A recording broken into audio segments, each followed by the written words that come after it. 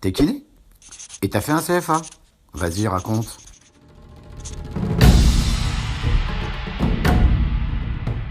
Je m'appelle Guénel Boyer, je suis en apprentissage à Dage les 4 seniors depuis ma deuxième année. Je m'appelle Lucas Souris, je suis en dernière année à l'IFMK de Montpellier. Depuis la deuxième année, je suis en contrat d'apprentissage. On est une partie à l'école et une partie à la clinique. Par exemple, moi je suis en quatrième année, du coup là ça va être tous les vendredis je suis là. Et pendant les vacances scolaires et les stages, on est à l'apprentissage plutôt d'être dans un stage. Le contrat d'apprentissage dure de 1 à 3 ans. Ils peuvent rentrer dès la deuxième année, mais peut-être parfois en troisième année ou faire simplement leur dernière année en contrat d'apprentissage. Parce que déjà on a un salaire et on ne paye pas l'école, c'est un peu quand même le plus, c'est très important. Le deuxième point le plus important, c'est surtout qu'on a un contact privilégié avec les résidents ou les patients qu'on n'a pas en stage, parce qu'en stage c'est trop court. Ce qui est bien avec l'apprentissage aussi, c'est qu'on coupe avec l'école qui est tout le temps dans nos cours, révisions et tout. Et là quand on vient à l'apprentissage, on a des patients, on se rapproche beaucoup plus de notre métier. C'est un apport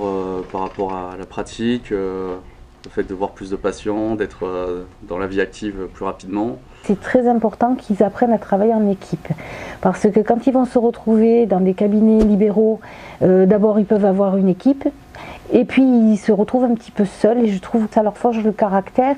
Et quand vous voyez des kinés libéraux qui n'ont pas fait ça, et nos petits kinés qui vont sortir, on voit vraiment la différence, c'est vraiment flagrant, parce qu'ils acquièrent une maturité, un plaisir de travailler au contact de l'autre, et puis aussi cette chose bienveillante qu'il y a envers les personnes qui sont quand même très vulnérables dans nos établissements. Des résidents, et du coup ils vivent là où je travaille. Et on les voit tous les jours et sur le long terme. Ça fait 3 ans que je travaille ici et du coup on arrive à créer des liens assez forts avec eux. Plus de la pratique kiné, il y a aussi un côté psychologique et social qui est très présent.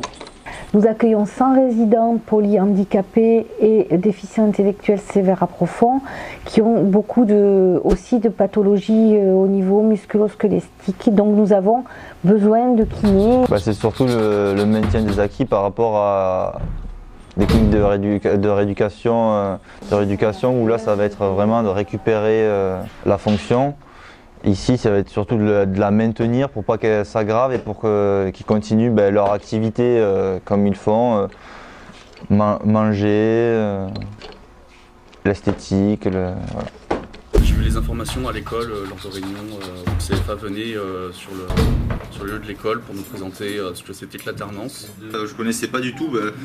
Pour moi, l'apprentissage c'était vraiment que dans les métiers, dans aucun métier de santé. Du coup, c'est eux qui m'ont fait le déclic. À l'école, on a eu un super bon contact avec le CFA qui nous a vraiment guidés pour apprendre l'apprentissage et savoir comment faire pour trouver un lieu d'apprentissage nous-mêmes. C'est important cette relation que l'on noue avec eux, puisqu'ils sont apprentis. Donc ils sont des salariés, ils ne sont plus des stagiaires, ils sont déjà des jeunes professionnels en formation.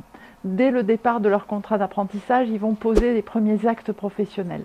Et donc on ne peut pas avoir une relation, on va dire, étudiant-professeur. On est dans une relation d'altérité, une relation d'égal à égal. Et ça, c'est important et c'est aussi ce qui fait la richesse et ce qu'ils apprécient, eux.